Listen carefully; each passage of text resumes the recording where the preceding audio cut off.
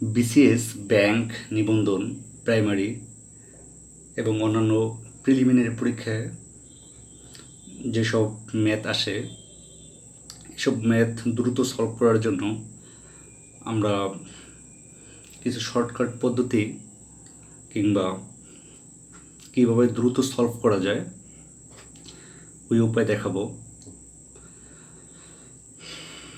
আশা করি আপনারা আমাদের সাথে থাকবেন। 1 নম্বরে আছে, যদি তেলের মূল্য 25% বৃদ্ধি পায় তবে তেলের ব্যবহার শতকরা কত কমালে তেল বাবদ ব্যয় বৃদ্ধি পাবে না। এই ধরনের অঙ্ক প্রায় পরীক্ষায় দেখা যায়, বিসিএস, নিবন্ধন কিংবা প্রাইমারিতে আসে। তো এটা আমরা দ্রুত কীভাবে সলভ করব, সেক্ষেত্রে আমরা প্রথমে এটি রেখা টেনে উপরে, যেহেতু বলা আছে 25% বৃদ্ধি, তো আমরা 25 লিখব, উপরে 25 এবং নিচে 25 লিখব।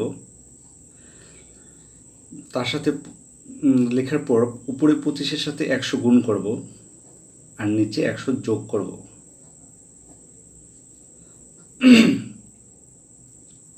তবে দেখা যায় এখানে হবে 2500, হবে 125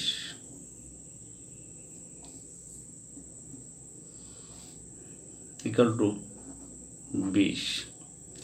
অতএব 20% তেলের ব্যবহার কমালে তেল বাবদ ব্যয় বৃদ্ধি পাবে না। পরবর্তী ম্যাথ,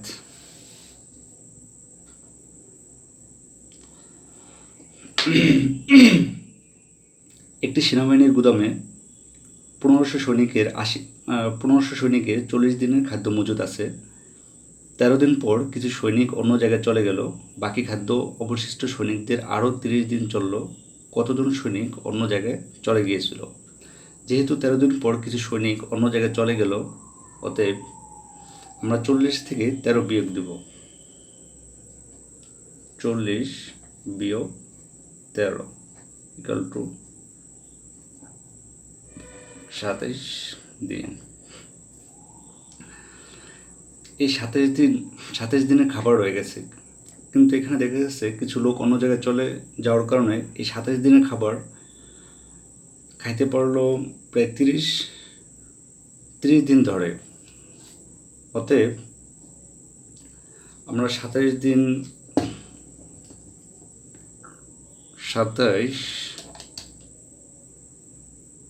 গুণ, যেহেতু 1500 সৈনিকের খাবার 27 দিনে বাকি আছে, আমরা 27-এর সাথে 1500 গুণ করব, 1500 ইকুয়াল টু 40,500। 27 গুণ 1500 ইকুয়াল টু 40,500। এই 40,500 জনের 40,500কে আমরা 30 দিয়ে ভাগ করব, যেহেতু 30 দিন চলছিল।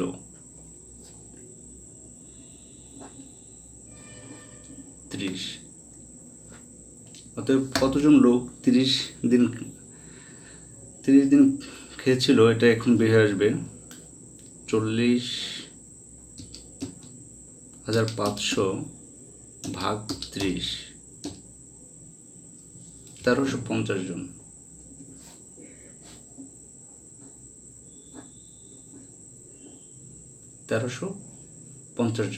অর্থাৎ প্রথমে সৈনিক ছিল 1500 জন, পরবর্তীতে আছে 1300 জন, তাহলে চলে গিয়েছিল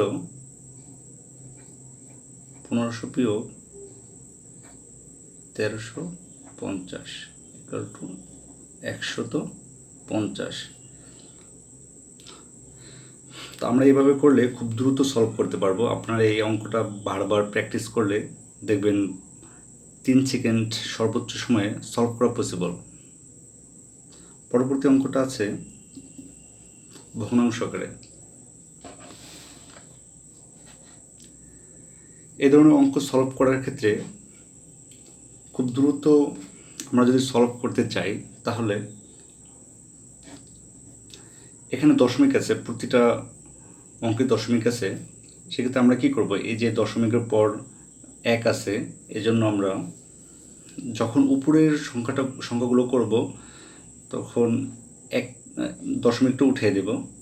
এখানে এই দশমিক উঠে এক লিখব, এবং এটার জন্য দশমিক উঠানোর জন্য যে নিচে 10, সাধারণত আমরা দশমিক 1, 0.1 আমরা কীভাবে লিখি, 1/10।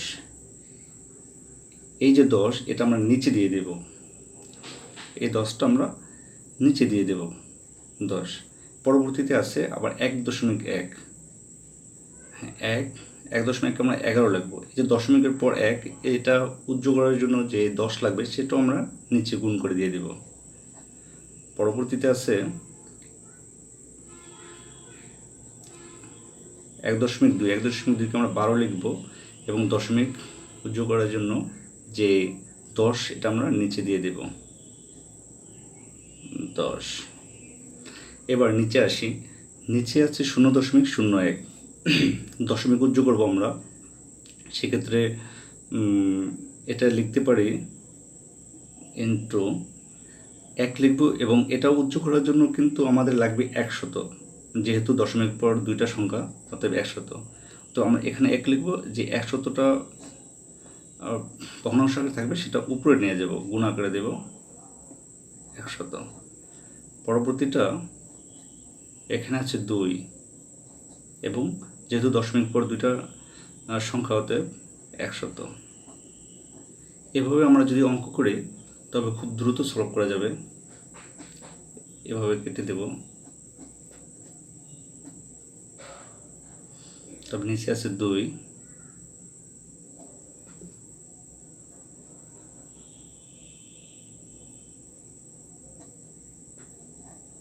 6। তাহলে কত আসলো, 11 × 6, 11 × 6 × 10, 6×11 60 × 10, 660। এটা খুব দ্রুত করার জন্য আমরা এই পদ্ধতি ব্যবহার করতে পারি।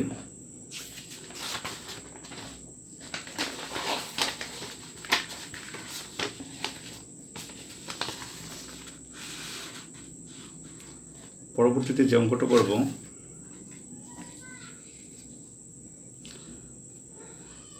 দুই অঙ্ক বিশিষ্ট কোনো সংখ্যার অঙ্ক দুটির অন্তর দুই অঙ্ক দুটি স্থান বিনিময় করলে যে সংখ্যা পাওয়া যায় তা প্রদত্ত সংখ্যার দ্বিগুণ অপেক্ষা 6 কম। অঙ্কটা বলা হয়েছে দুই অঙ্ক বিশিষ্ট কোনো সংখ্যার অঙ্ক দুটির অন্তর 2,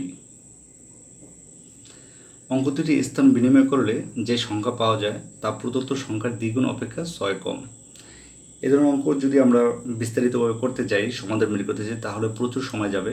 আমরা এইভাবে না গিয়ে আমরা সরাসরি অ্যান্সার থেকে যে উত্তরগুলো দিয়ে থাকবে অপশনাল, সেখান থেকে আমরা রেজাল্ট বের করব।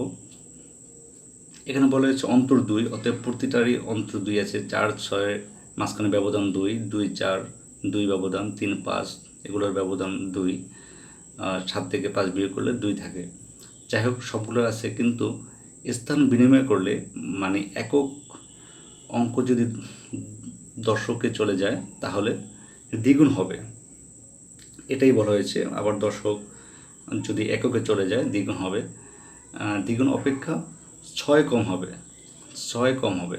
অতএব আমরা দ্বিগুণ করব, দ্বিগুণ থেকে 6 বিয়োগ করব। 46-এর দ্বিগুণ আসে, 46-এর স্থান বিনিময় করলে আসে 64, সেক্ষেত্রে দ্বিগুণ হবে না, অতএব এটা বাদ। 35 স্থান বিনিময় করলে হয় 53, সেটা দ্বিগুণ হয় না, কিংবা দ্বিগুণ করলে 75 হয়, আর সেখান থেকে 6 বিয়োগ করলে যে মানটা আসে সেটা হয় না, অতএব এটা বাদ। 24-কে যদি আমরা দ্বিগুণ করি তাহলে কত হয়, 48 থেকে 6 বিয়োগ করলে আসে 42। দেখা গেল 24কে যদি একক স্থান থেকে দশক স্থানে বিনিময় করা হয়, যেমন 4 চলে যাবে এক দশকে 4 এবং 2 আসবে এককে 42। তাহলে দেখা গেল 24 দ্বিগুণ 48, 48 থেকে 6 বিয়োগ করলে 48 থেকে 6 বিয়োগ করলে 42, এই যে 42 চলে আসছে। অতএব এটা এর অ্যান্সার হবে 24। পরবর্তী অঙ্কটা দেখব, দুটি ক্রমিক সংখ্যার বর্গের অন্তর 37, সংখ্যা দুটি কী কী? এখানে বলা হয়েছে ক্রমিক সংখ্যা। ক্রমিক সংখ্যার ক্ষেত্রে আমরা যে জিনিসটা জানি সেটা হচ্ছে ক্রমিক সংখ্যা হলো যে সংখ্যা পরপর অবস্থান করে, যেমন 1, 2, 3, এগুলো একটা পরপর অবস্থান করে, এগুলো ক্রমিক সংখ্যা। যাই হোক,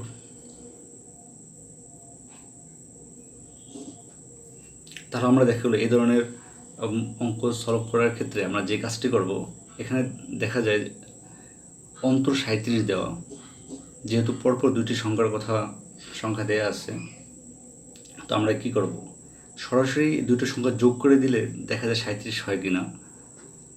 সরাসরি দুটি সংখ্যা যোগ করলে 37 হলে ওই দুটো সংখ্যাই হবে,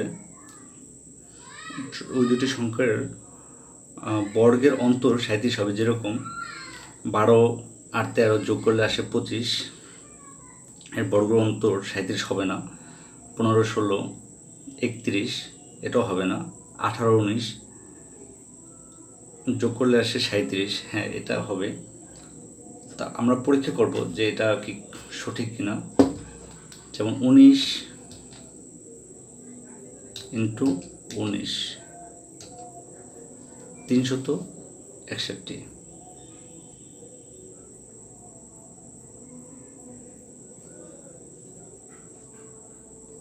19 square equal to 361।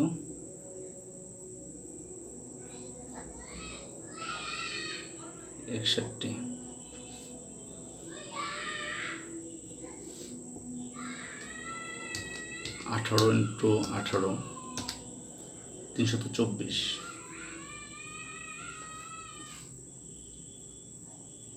18 square two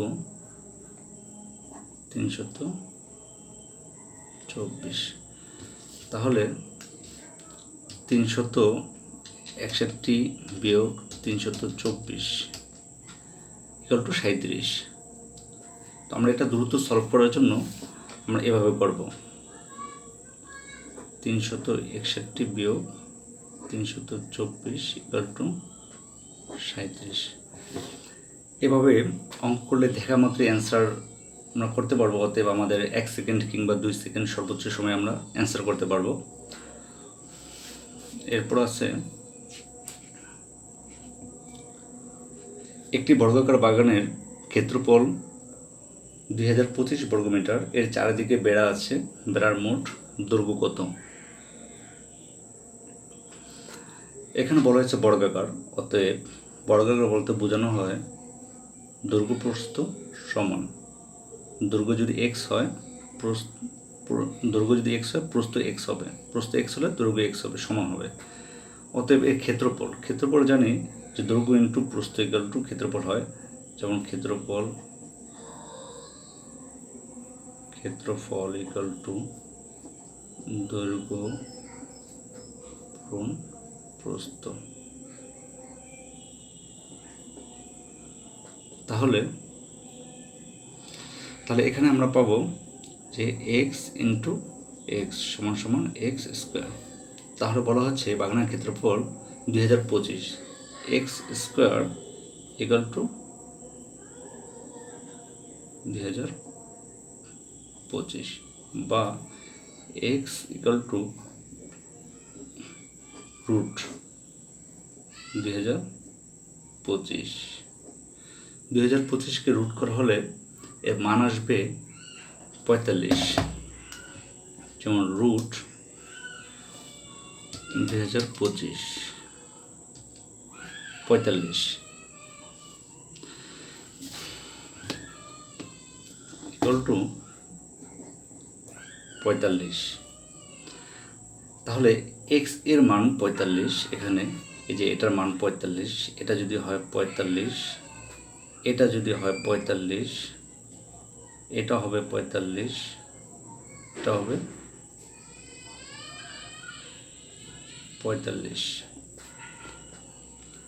তাহলে আমাদের এখানে বলেছে চারিদিকে একটা বেড়া আছে, মানে এর চারদিকে একটা বেড়া আছে, অর্থাৎ বেড়ার মোট দৈর্ঘ্য কত হবে? যেহেতু চারদিকে আছে বেড়াটা, অতএব দৈর্ঘ্য হবে 4,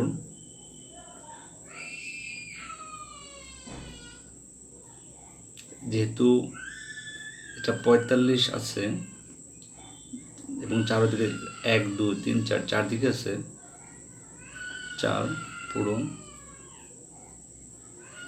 45 ইকুয়াল টু 180 মিটার। এভাবে খুব দ্রুত অঙ্কটা সলভ করা যায়। তারপরে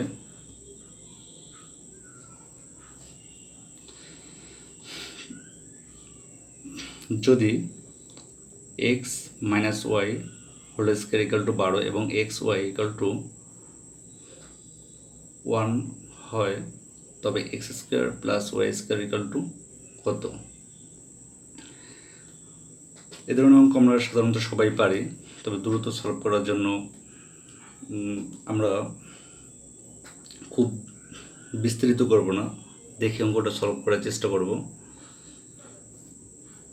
x minus Y square equal to X square minus 2x Y plus Y square. সেক্ষেত্রে X minus Y square equal to 12 equal to X plus X square plus Y square minus 2 into 1।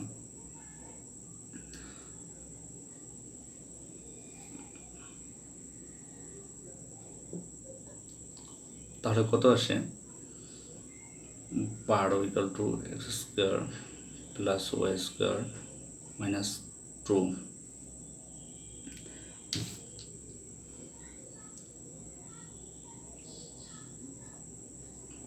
12 যোগ 2 এখান থেকে এখানে নিয়ে আসবো, equal to X square plus Y square 14।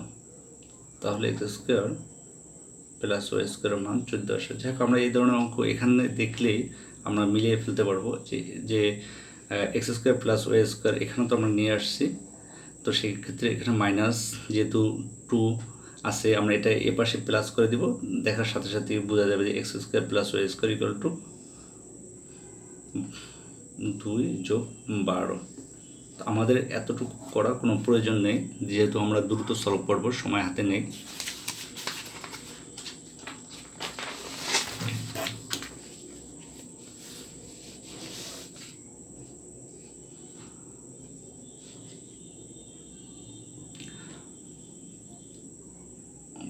পরবর্তী যে অঙ্কটা আছে, 3টি সংখ্যার গড় 6 এবং ওই 3টি সংখ্যা সহ মোট 4টি সংখ্যার গড় 8 হলে চতুর্থ সংখ্যাটির অর্ধেকের মান কত? চতুর্থ সংখ্যাটির অর্ধেকের মান কত জানতে চাওয়া হয়েছে। সেক্ষেত্রে 3টি সংখ্যার গড় 6, অতএব 6 গুণ 3 ইকুয়াল টু 18। ওই 3টি সংখ্যা সহ মোট 4টি সংখ্যার গড় 8, অর্থাৎ 4টি সংখ্যার গড় যদি থাকে, তাহলে গড়ের সাথে যদি যে কটা সংখ্যার গড় থাকবে ওই সংখ্যার সাথে গড় গুণ করলে মোট যোগফল পাওয়া যায়, এবং 4 গুণ 8 হবে, 4 গুণ 8 4 32। তাহলে এখানে 3টি সংখ্যার কথা বলা হয়েছে এবং এখানে 4টি, তাহলে চতুর্থ সংখ্যাটি কত ছিল সেটি আমরা বের করব।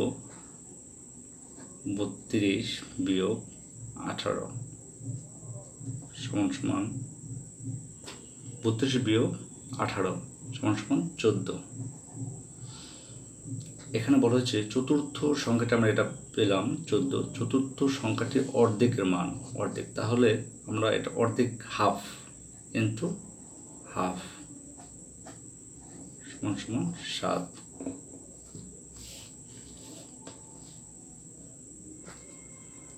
এরপর একটি আয়তাকার ক্ষেত্রের দৈর্ঘ্য ও প্রস্থের অনুপাত 3:1, উহার পরিসীমা 200 মিটার হলে আয়তাকার ক্ষেত্রটির ক্ষেত্রফল কত? যাই হোক, আয়তাকার ক্ষেত্র আমরা দেখে নিই, যার দৈর্ঘ্য বড় হবে, প্রস্থ ছোট হয়।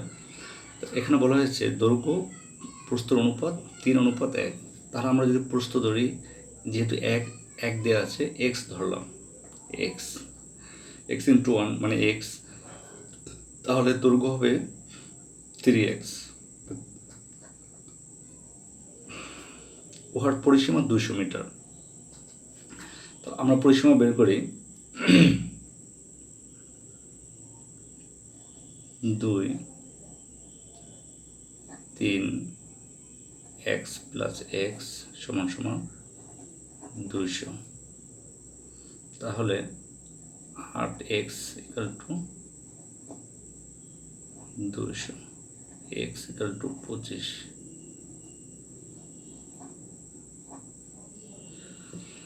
x ইকুয়াল টু 25, x এর মান এটা হচ্ছে 25, তাহলে প্রস্থ 25 হলে দৈর্ঘ্য হবে 3 পূরণ 25, যেহেতু এটা 3 গুণ 3 25 75, এটা হচ্ছে প্রস্থ, তাহলে দৈর্ঘ্য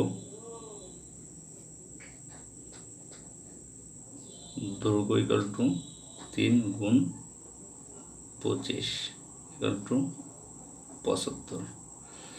তাহলে আয়তকারের ক্ষেত্রটি ক্ষেত্রফল, আমরা জানি ক্ষেত্রফল ইকুয়াল টু দৈর্ঘ্য পূরণ প্রস্থ, এখানে এটা হচ্ছে ইকুয়াল টু 75 আর x ইকুয়াল টু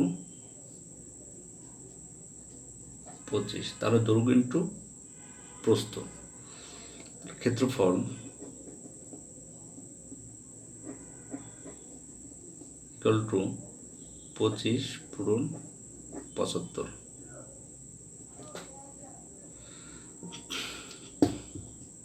25 পূরণ 75, 1875।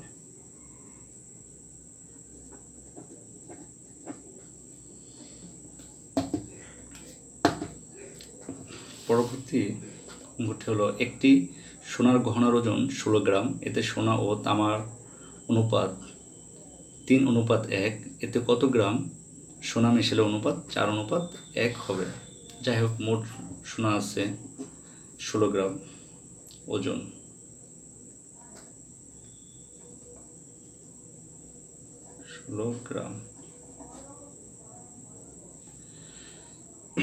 যেহেতু তামার অনুপাত আছে 3:1, তাহলে এটা আমরা যোগ করব, মোট 4-এর 3 ভাগ আছে সোনা, তো 16 গ্রামের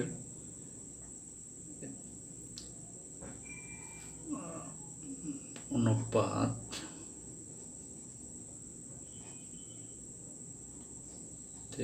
যোগ ফল।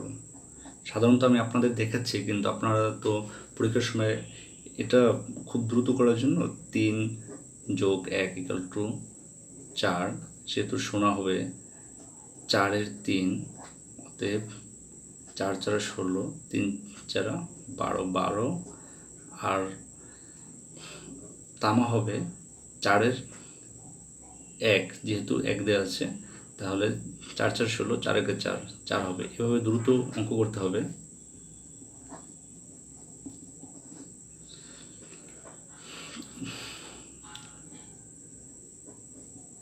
তামা হবে, তামা ইকুয়াল টু 16, 4-এর 1, 4 ইকুয়াল টু 4 গ্রাম। তো গ্রাম, তাহলে কত গ্রাম সোনা মেশালে এর অনুপাত 4:1 হবে। যেহেতু এখানে সোনা মেশানোর কথা বলা হয়েছে, তো আমরা কি করব, এখানে এই যে 1 অনুপাত যেটা আসছে যে 4, প্রত্যেকটার আমরা যখন 4 দিয়ে ভাগ করেছি 16কে, তো এর একক মান আসে 4। এই 4 আমরা যদি 4 গ্রাম স্বর্ণ 16 গ্রামের সাথে যুক্ত করি, তাহলে এখানে 3 থেকে 4 হবে। বোঝা গেল? যেহেতু 16 গ্রামের সাথে যদি আমরা 4 গ্রাম সোনা মিক্সড করি, তাহলে 20 গ্রাম হয়। সেক্ষেত্রে এখানে দেখা যায় যে এখানে আছে 5, 4 1 5, যদি 5 গ্রাম হয় তো 4 5 20। অতএব আমরা সোনা মিক্সড করব।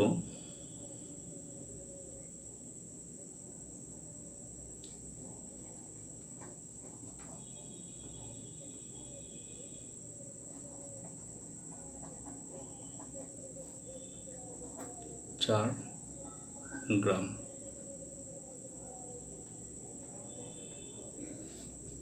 পরবর্তী ধাপটা দেখি।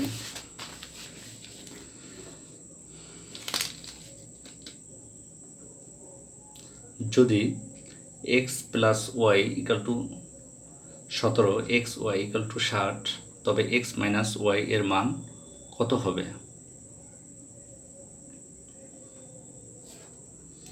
x + y = 17, xy = 60, তবে x - y এর মান কত হবে? আমরা জানি x - y whole square equal to x + y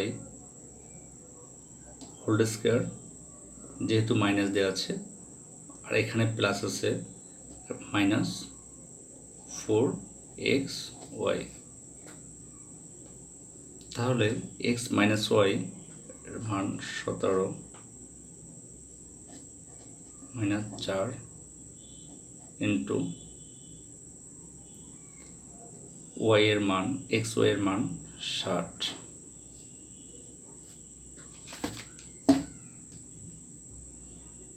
17 × 17 289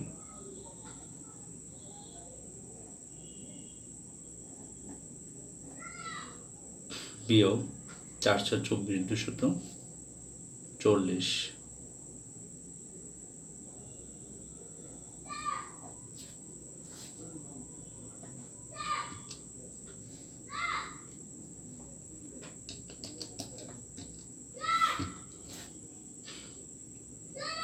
equal to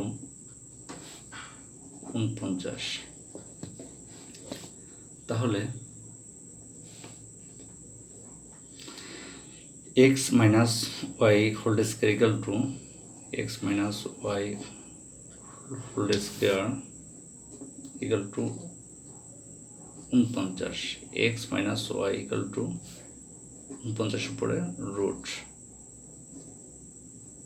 x - y equal to 7, যেহেতু 7 × 7 = 49।